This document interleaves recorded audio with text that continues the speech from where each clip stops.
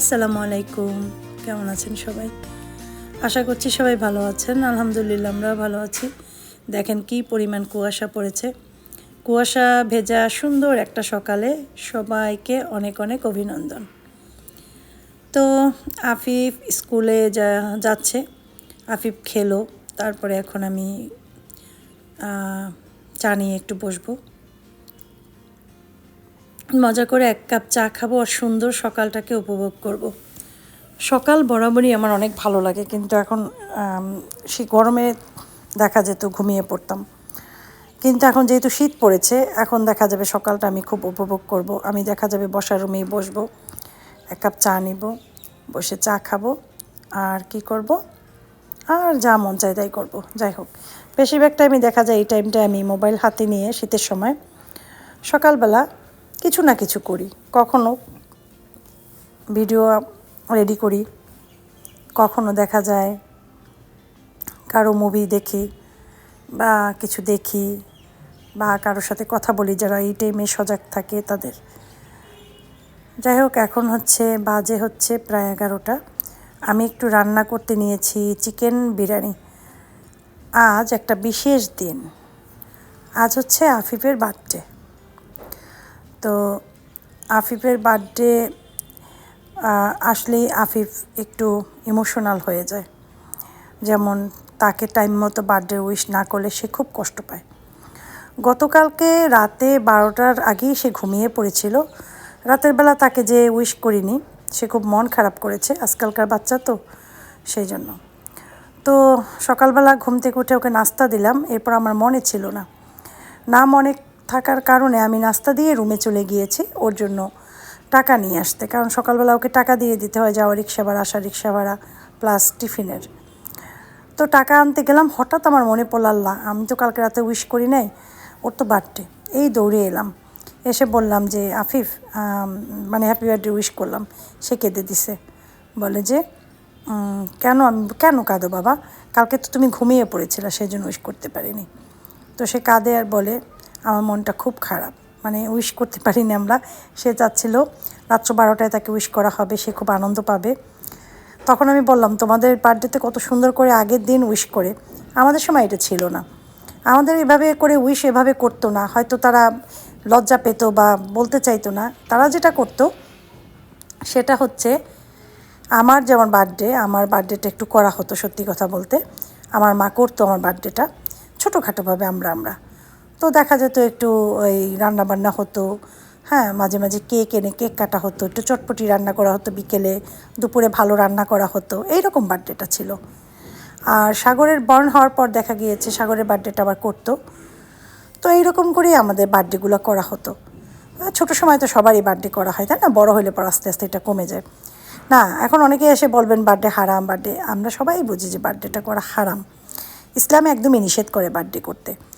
তারপর ওই যে বললাম আমরা তো মানুষ, তো আল্লাহ আমাদের তৈরি করেছে, আমাদের ভিতরে ভুল ভ্রান্তি সব কিছু হয়, তারপরেও আমরা মানুষ, ভুল করব, আবার আল্লাহর কাছে তওবা করব। যাই হোক, এরপর তো বার্থডেটা আর করি না। তাছাড়া যে সময় বার্থডে করতাম আমরা, সে সময় কিন্তু আমরা কোরআন হাদিসের আলোক এত কিছু জানতাম না। সত্যি কথা, দিন যত যাচ্ছে ফেসবুক, নানান মাধ্যমের, ইউটিউব, সব কিছুর মাধ্যমে আমরা জানতে পারছি খুব বেশি। বড় বড় স্কলাররা নানানভাবে বলে, সেগুলো জানে। কিন্তু যখন এগুলো ছিল না, ইন্টারনেটের যুগ ছিল না, তখন কিন্তু আমরা ইসলাম ফলো করতাম, কিন্তু উল্টাপাল্টা অনেক কিছু শিখেছি আমরা। যেমন নামাজে নিয়াত করা, হ্যাঁ, তারপর এরকম অনেক কিছু, মিলাদে অংশগ্রহণ করা একদমই বেদাত। তো এগুলোও তো তখন আমরা করেছি, তাই না? তো সেই কথাটাই বলছি, আসলে কথা ওইটা না, কথা একটাই, সেটা হচ্ছে আমরা দিনে দিনে অনেক শিখেছি, যার জন্য আমাদের কাছে এখন সব কিছু স্পষ্ট। আফিফ স্কুল থেকে আসলো, আফিফকে আবার হ্যাপি বার্থডে বললাম, এখন সে একটু খুশি। তারপর এতক্ষণ আসিফের আব্বুর সাথে বললাম যে তুমি যে উইশ করো না, সে তো খুব মাইন্ড করেছে, তুমি আসলেই তাকে বলবা যে রাতে যে তুমি উইশ করেছো সেটা বলবা, যে সে ঘুমেছিল। তো যাই হোক, এটা বলার পর সে একটু নর্মাল হয়েছে। আর ওর জন্য একটু বিরিয়ানি রান্না করছি তাড়াতাড়ি করে, আর কী করবো, সেজন্য চিকেন বিরিয়ানি। তো আমি আজকে রাঁধুনির মশলা দিয়ে চিকেন বিরিয়ানিটা করেছি। রাঁধুনির মশলা দিয়ে চিকেন বিরিয়ানি করলে আর কিচ্ছু দেওয়ার প্রয়োজন হয় না। তারপরেও আমি যখন পোলাওটা বসাই সবসময় 2টা ম্যাজিক মশলা বা স্বাদ মশলা যেটাকে বলে ওটা আমি দিয়ে দিই চাল অনুপাতে। যেমন আজকে একটা প্যাকেট চাল নিয়েছি, সেই জন্য 2টা মশলা দিলাম। এটা দিলে হয় কি, রাইসটা খুব ফ্লেভারফুল হয়, খেতে খুব টেস্টি হয়, আর বিরিয়ানিটা খেতে চমৎকার লাগে। বিরিয়ানির ঝোল কোথাও লাগুক বা না লাগুক, এই মশলাটার জন্যই ওই জায়গাগুলো পূরণ করে ফেলে। তো যাই হোক, আমি এখন চালে পানি দিয়ে দিয়েছি, পানিটা একটু গরম করে নিয়েছি। এখন আমি ঢাকনা দিয়ে ঢেকে দেবো। আস্তে আস্তে যখন এটা একদম শুকিয়ে আসবে তখন আমি চিকেনটা অ্যাড করব, এই আর কি। এই যে শুকিয়ে এসেছে, আগে দেবো আলুটা, আলু ভেজে নিয়েছিলাম, আলুটা দিয়ে দেবো। তারপরে দেবো হচ্ছে মাংসটা, তারপর দমে দিয়ে দেবো। যাই হোক, আমরা বিরিয়ানি এখন সবাই রান্না জানি, এটা বলার কিছু নেই। তো আমার আফিফ আসলে খুব খুশি হয় ছোট ছোট জিনিসে। আমার বাচ্চা 3টা, ওদের জন্য বড় কিছু করা লাগে না কারো, ওরা ছোটো জিনিসই অনেক বেশি খুশি হয়। এইটা পেয়েছে ওদের বাবার কাছ থেকে বেশি, ছোট ছোট ব্যাপারগুলোতে খুশি বেশি থাকে ওদের। তো এটা ভালো লাগে আমার কাছে, যে অনেক বড় ব্যাপারের দরকার হয় না। কাউকে খুশি করতে হলে বড়লোক হওয়া লাগে না, কাউকে খুশি করতে হলে অনেক টাকার দরকার হয় না। সুন্দর একটা মন লাগে, সুন্দর মনটা দিয়েই কাউকে খুশি করা যায়। এবং যে খুশি হওয়ার, তার যদি মনটা সুন্দর থাকে, সে যদি অল্পতেই তুষ্ট থাকে, তাহলে কিন্তু সে অল্পতেই অনেক খুশি হয়ে যায়। আমাদের পরিবারটা ঠিক এমন, আমাদের সামান্য একটা জিনিস দিলেই আমরা অনেক খুশি হয়ে যাই। সেখানে বলেন কেউ যদি আমাদের একটা গিফট করে, একটা ফুলও যদি গিফট করে, তাহলেও আমরা অনেক খুশি হই, কারণ আমরা এখানে আবেগটা বেশি আমাদের কাজ করে, অন্য কিছু না। যাই হোক, জীবনে অনেক দেখেছি, অনেক পেয়েছি, আলহামদুলিল্লাহ। বাচ্চাদের জন্য অনেক কিনেছি। একটা বার্থডেতে দেখা যেত অনেক কাপড় চোপড় জিনিসপত্র কিনতাম, লাখ লাখ টাকারও জিনিস কিনেছি। এখন সেটা পারি না, সেজন্য আফসোস নেই। সেজন্য সবসময় আল্লাহর উপর ভরসা রাখি, হয়তো সামনে আবার পারবো, আল্লাহ হয়তো আবার সব আগের মতো ফিরিয়ে দেবে, সব কিছু ঠিক হয়ে যাবে, তখন আবার সব ঠিক হয়ে যাবে। আজ রান্নাটা ছিল খুবই চমৎকার, সবাই খেয়ে মজা পেয়েছে, বলে যে আম্মু বিরিয়ানিটা খুব মজা হয়েছিল। আসলে রাঁধুনিকে একটু ধন্যবাদ দিতেই হয়, কারণ তার রাঁধুনির মশলাগুলো আসলে কিন্তু ভালো করেছে। তারপরও মানে সব কিছু বিবেচনা করে দেখা যায় যে যত মশলা আছে রাঁধুনিটা বেস্ট। ওদেরকে একটু অ্যাডভার্টাইজও করে দিলাম এই ফাঁকে। যাই হোক, তাতে সমস্যা নেই, কারণ ওটা একটা বড় ব্র্যান্ড, ওরা অ্যাডভার্টাইজ করলেও ও চলবে, না করলেও চলবে। আর এদিকে আমি খাচ্ছিলাম মজা করে। তো আমি তো কিছুদিন যাবৎ ভাত টাত কিছুই খাই না, খেতে পারি না, অল্প অল্প নিয়ে একটু খাই। আজকে বেশ অনেকখানি বিরিয়ানি খেয়ে ফেলেছি। খাওয়ার পরে এখন বুঝলাম যে এখন অল্পতে যেহেতু অল্প খেয়ে অভ্যস্ত, এখন একটু বেশি হলেই পেটটা বেশি ভরে যায়, তখন আর বিরক্ত লাগে, ভাল লাগে না।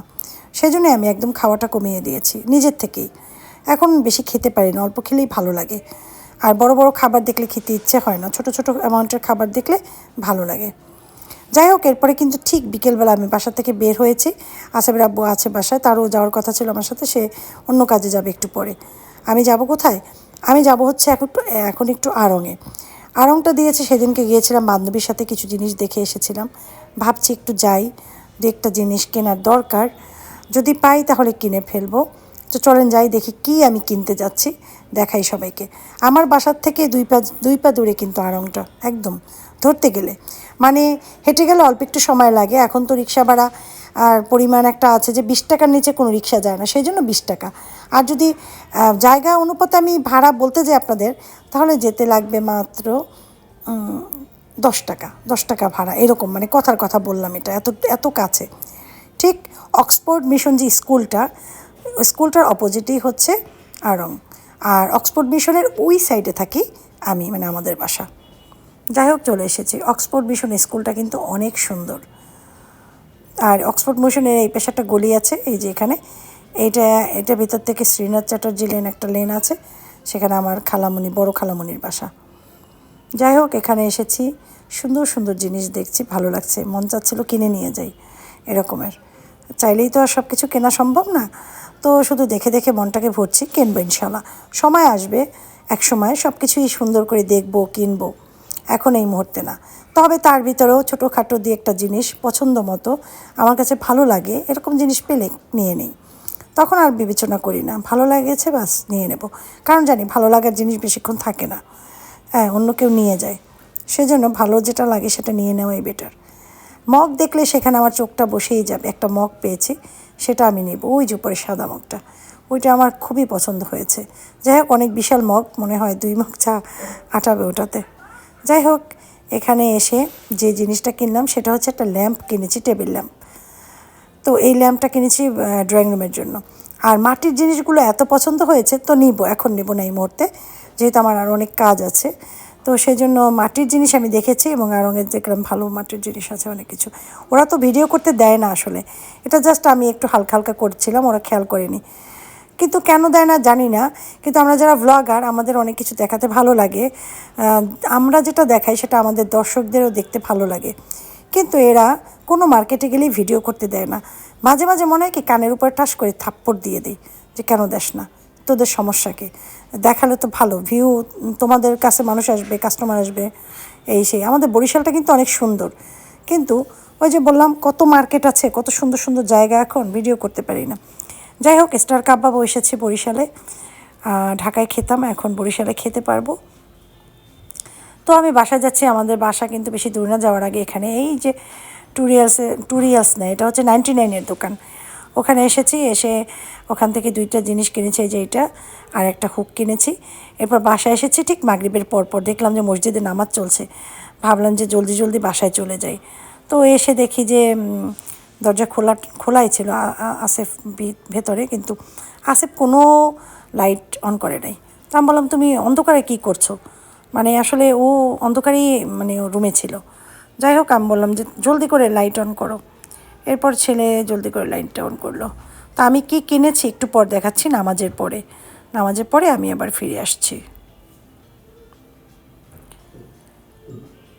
তো এই যে দেখো, এই হুকটা এনেছি, আমার কিছু ফ্রুটস টানিয়ে রাখতে হয় ওইটার জন্য।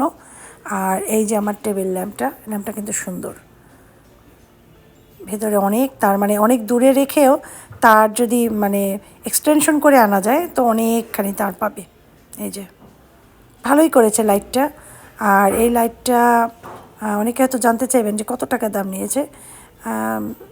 আসলে আমার এই মুহূর্তে খেয়াল পড়ছে না কত টাকা, কারণ কার্ডে পে করেছি, তো আমি আসলে দামটা দেখি নেই, খেয়াল করি নেই।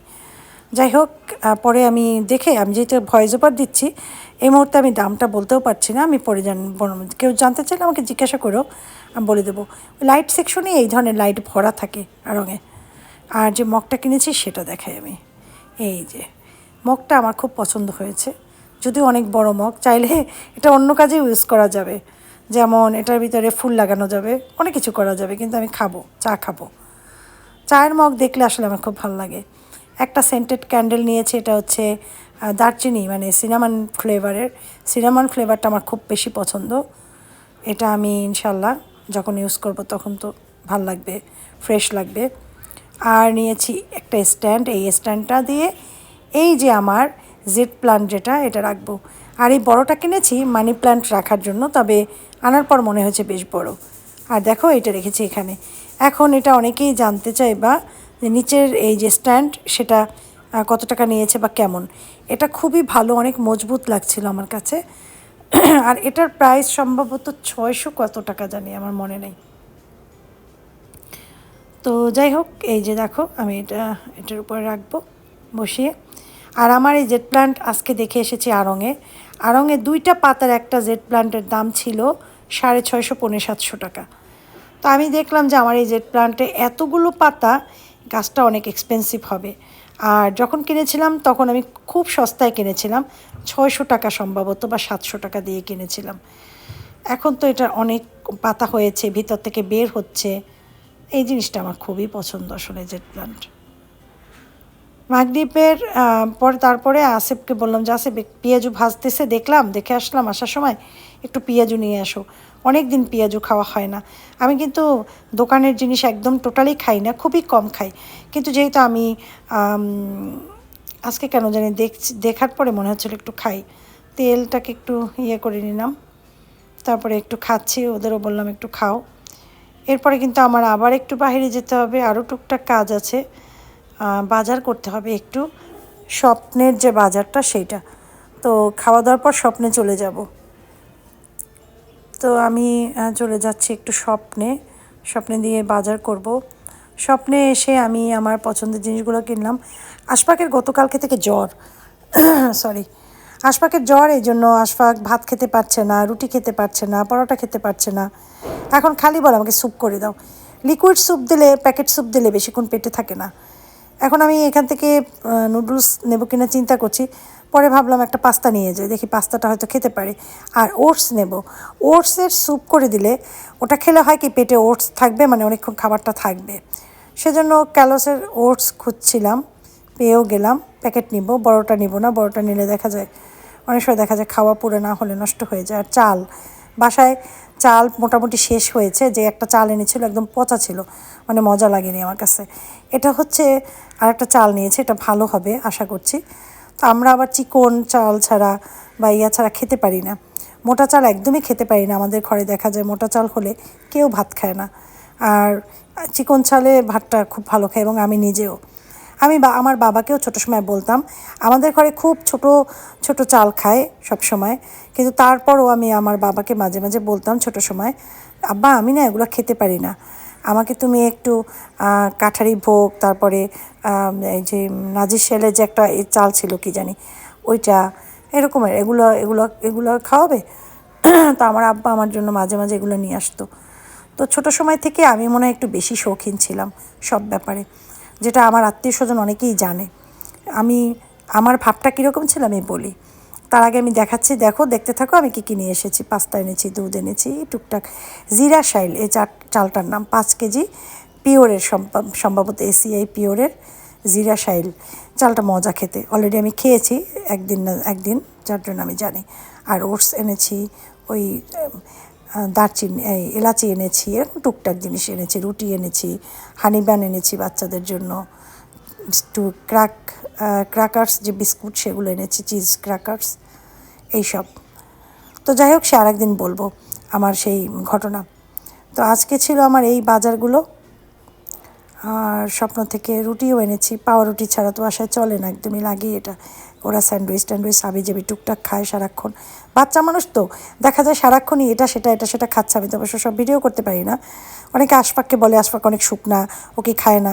আলহামদুলিল্লাহ আমার বাচ্চারা মাশাল্লাহ খায়, কিন্তু গায়ে লাগে না অনেকের। এই আশফাক তার ভিতরে একজন, ওর খাবারটা না গায়ে লাগে না। যাই হোক, আজকের মতো বিদায় নিচ্ছি, মা আসসালামা।